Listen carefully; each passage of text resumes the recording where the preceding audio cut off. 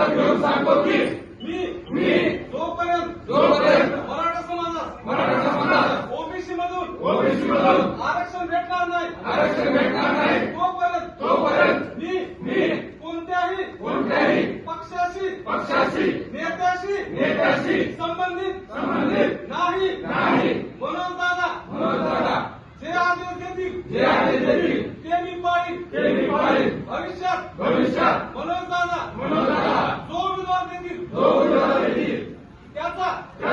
प्रामाणिकपणे प्रयत्न करीन माझा लढा हा गरजवंत मराठासाठी असून त्याची मी वैमानिक करणार नाही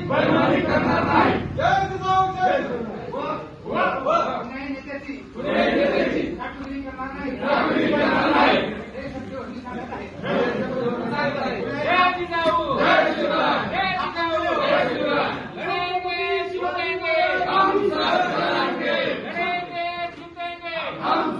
मनोज दादा तुम आगे बढ़ो, हम तुम्हारे साथ हैं। मनोज दादा तुम आगे बढ़ो, हम तुम्हारे साथ हैं।